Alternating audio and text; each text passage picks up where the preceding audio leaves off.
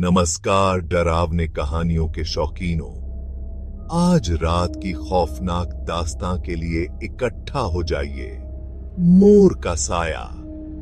भारत के एक छोटे से गांव में एक रहस्यमयी मोर की किंवदंती थी।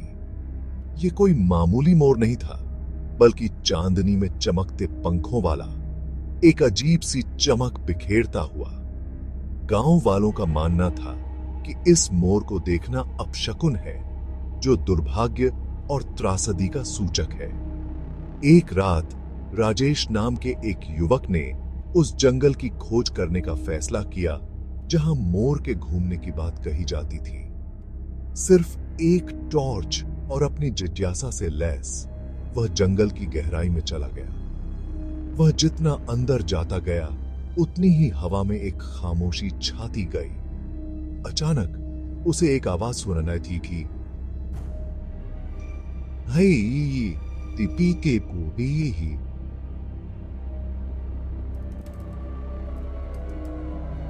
पेड़ों के बीच एक भूतिया चीख गूंजी।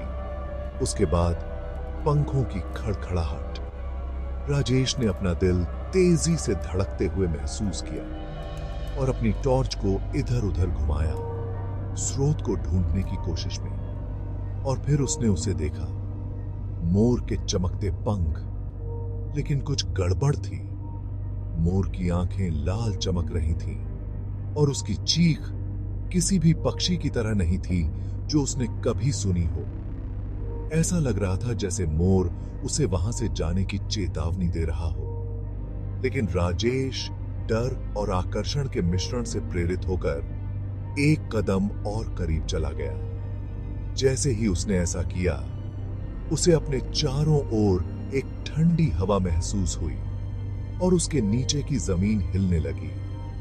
मोर ने अपने पंख फैलाए और राजेश को भागने की तीव्र इच्छा हुई, लेकिन उसके पैर जमीन से जड़े हुए थे।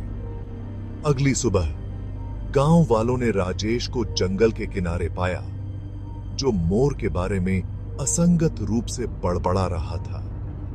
उसकी आंखें डर से चौड़ी थीं और उसे याद नहीं था कि वह वहां कैसे पहुंचा।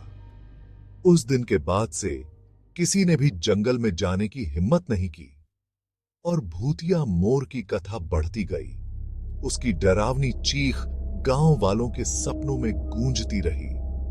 तो अगर आप कभी भी भारत के किसी शांत गांव में खुद को पाते हैं और आपको रात में एक भूतिया चीख सुनाई देती है, तो राजेश की कहानी याद रखें। कुछ किंवदंतियों को अकेला छोड़ देना ही बेहतर है। देखने के लिए शुक्रिया।